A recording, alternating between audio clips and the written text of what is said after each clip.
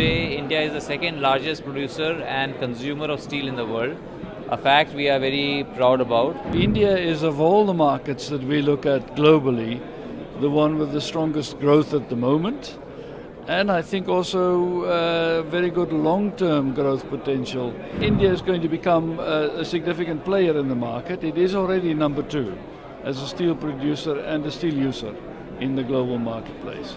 The way India is growing, their own economy is growing, probably will find a market within India or somewhere else. So whatever will find its level, it's not so difficult thing. India is only one of the few bright spots in the global steel industry, and the rest of the world the businesses are not so glamorous. So India is, of all the markets that we look at globally, the one with the strongest growth at the moment, and I think also very good long-term growth potential, both in terms of new producing capability, but certainly also in terms of new demand for steel. So what's the total production of steel in the world as of now? Globally, we're producing just less than 2 billion tons, 2,000 million tons. Of that, India is about 10% at the moment, just less than 200 million tons. And the target of India to be at 300 million tons by 2030, I think, will be reached. So India is going to become a significant player in the market. It is already number 2 as a steel producer and a steel user in the global marketplace. So what's your target for next year? Where, here in India? No. Globally. Yeah. Globally, I think because we are seeing 2 factors. China is beginning to stabilize and use less, while India is growing, and these 2 factors are cancelling each other out. So we really see a sideways movement on a global level. So what are the major headwinds or difficulties or problems faced by the industry as of now? A key challenge for the industry is the challenge to go green. And that's not a headway, as you call it. It is, or an obstacle. There are many plans, but it is expensive, and it takes time to do the new investments in order to become more green as a producer. But we are seeing the signals in 2025 that this is beginning to pick up, and we think that trend will continue all the way till beyond 2030. So we're beginning to make success and progress in this battle to become green on a global basis. So do you think this trade war across the world is impacting the demand or this industry? No, not so much the trade war. What seems to be impacting demand and delaying demand is the uncertainty about what's coming. That seems to be a bigger factor than the actual war itself. So it's just the uncertainty of what will be the level of protection that I have to work with. Once we understand this is a business, then we can begin to make plans around that. But that uncertainty right now delays, or seems to be delaying demand. So you gave me the number 2 billion. 2 billion, 2,000 million. This year, FY26. Every year for the last number of years. In fact, we've been growing for the last 20 years to this level of about 2 billion. We think in about 25 years from now, it could turn by about 2.3 to 2.4 billion. So there is still growth potential globally, everywhere, but here in India is the opportunity for the next number of years. Okay.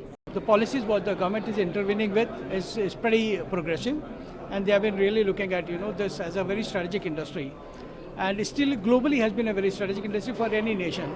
So if you see, most of the safeguard measures in any country has come is around steel, because this gives a lot of impetus to the entire value chain, be it employment or investments or anything. So I think there's a very good headwinds which the government is giving us.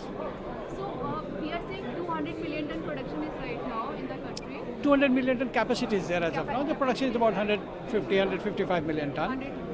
Yeah. Okay. So how much are we seeing year-on-year change? So there is a general typical growth what we have been witnessing in the last couple of years is about 10% kind of stuff. So last year it's been about 10%, 11%. So this is kind of growth which you are witnessing in the terms of consumption. In terms of production capacity, I would say 8 to 10%. 8 to 10%. 10%. That's the production Capacity. capacity. So do you think any impact of US tariffs in the country? There's no direct impact per se on the steel industry because India steel was not getting into US for the last several decades.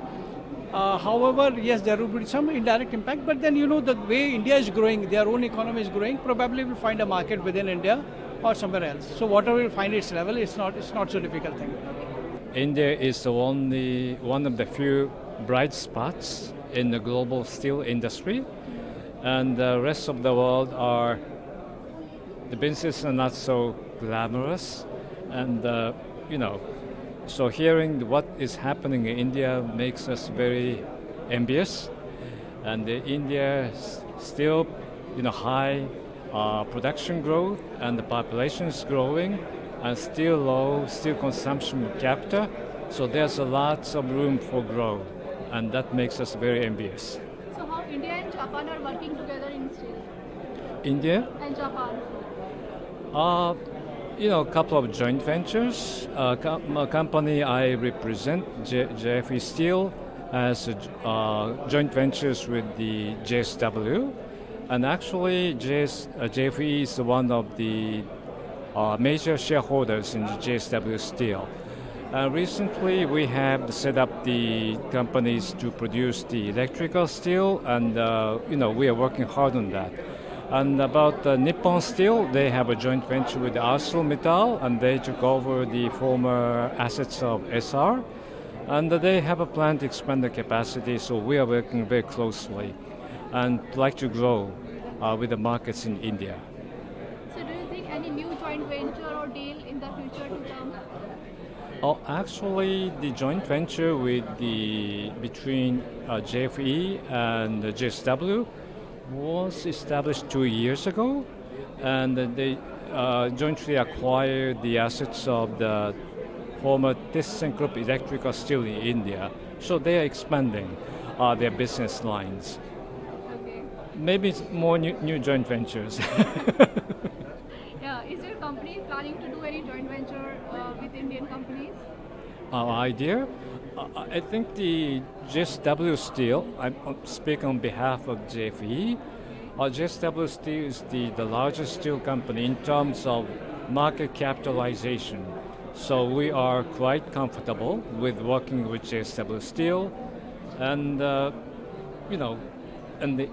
doing the business in India by ourselves is not so easy.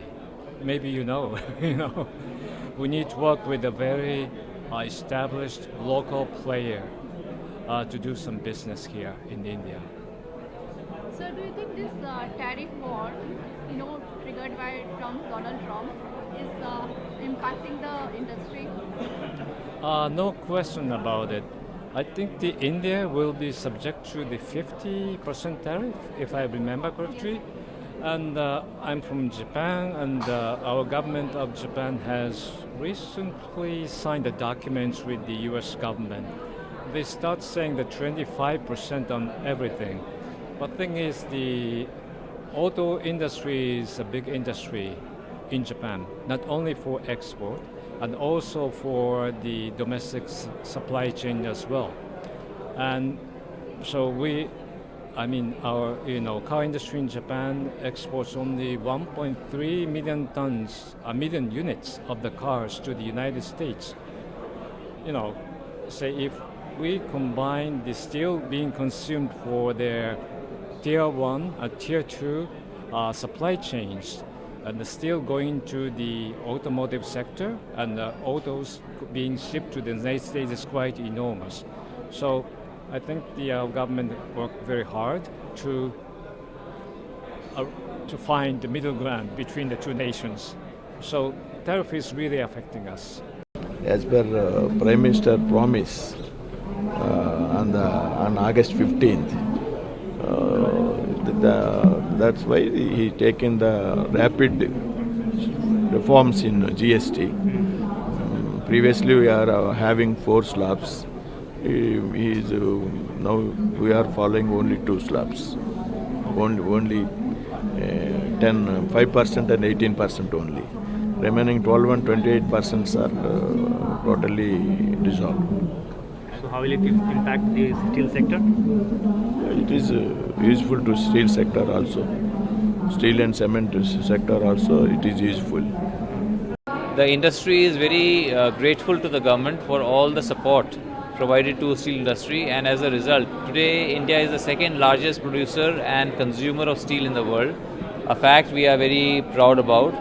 And going forward, since we already have a capacity of 200 million tons and we want to achieve 300 million tons by 2030, it's very important that we get all the key raw materials, especially iron ore, at competitive prices, and iron ore prices and availability improve.